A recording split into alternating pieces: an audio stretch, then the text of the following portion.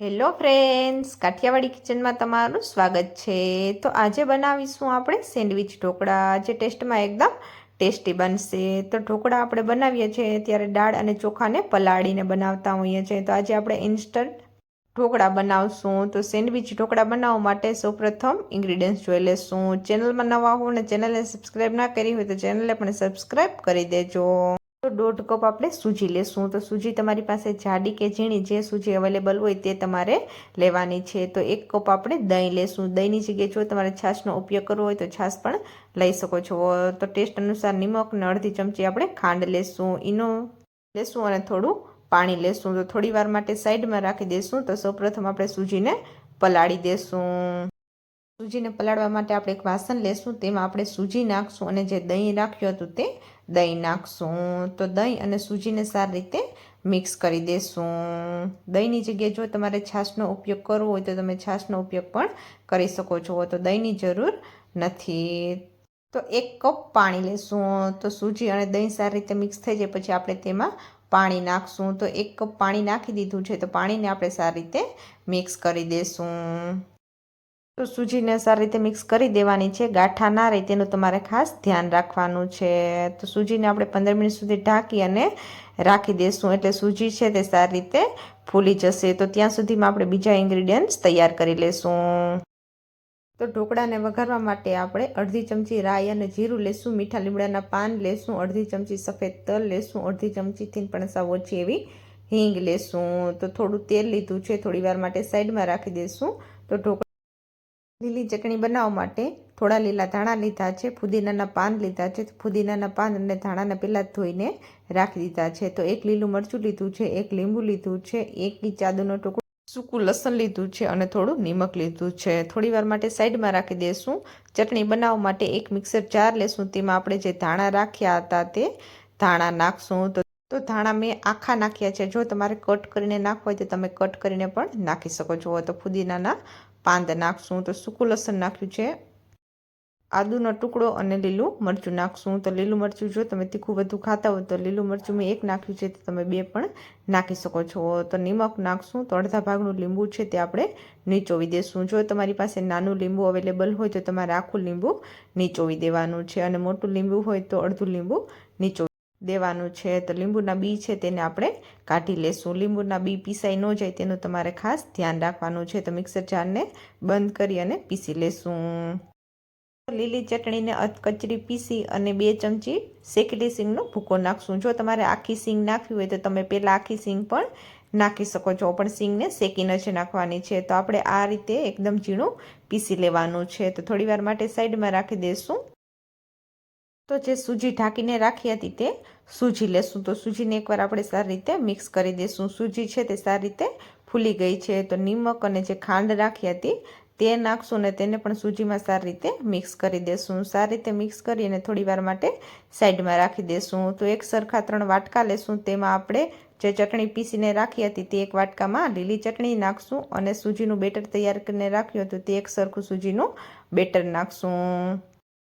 જેમાં આપણે લીલી ચટણી નાખી છે તેમાં આપણે અડધો ચમચો સૂજીનું બેટર નાખશું અને બીજા 2માં આપણે 1 ચમચા સૂજીનું બેટર નાખી અને થોડી વાર માટે સાઈડમાં રાખી દઈશું। તો ઢોકળાને સ્ટીમ કરવા માટે તો આપણે એક પ્લેટ લેશું। તો પ્લેટમાં આપણે તેલ લગાવી દઈશું। તો આખી પ્લેટમાં તેલ લગાવી અને થોડી વાર માટે સાઈડમાં રાખી દઈશું। તો આપણે જે અલગ અલગ સૂજીના બેટર તૈયાર કરીને રાખ્યા છે તેમાંથી આપણે એક બેટર લેશું અને તેમાં આપણે ઈનો નાખશું। ઈનો નાખી અને ઈનોને પણ સારી રીતે મિક્સ કરી દઈશું। ઈનોની ઉપર જો તમારે પાણી નાખવું હોય તો તમે પાણી પણ નાખી શકો છો। તો ઈનો ઉપર તમે પાણી નાખશો તો ઈનો છે તે એક્ટિવ થઈ જશે। તો ઈનો છે તે સારી રીતે મિક્સ થઈ ગયો છે।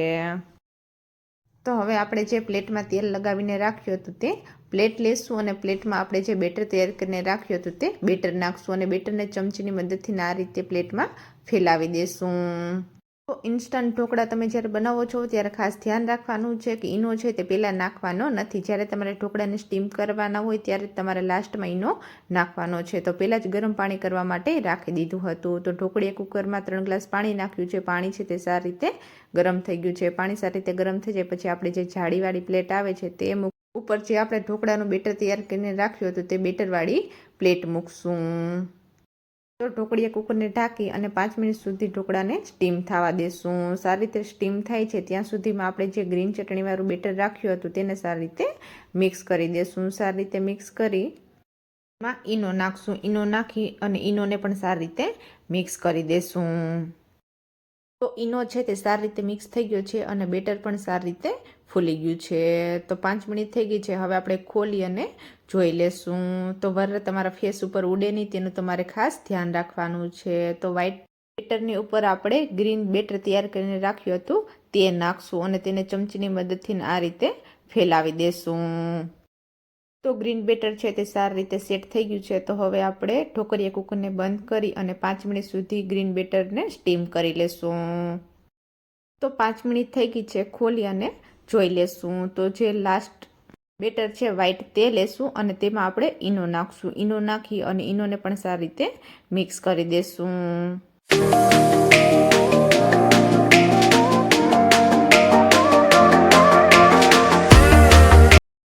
તો ઈનો સારી રીતે મિક્સ થઈ ગયો છે. તો ગ્રીન બેટર ઉપર આપણે વ્હાઈટ બેટર નાખશું. તો વ્હાઈટ બેટરને આ ગ્રીન બેટર ઉપર આપણે સારી રીતે લગાવી દેશું.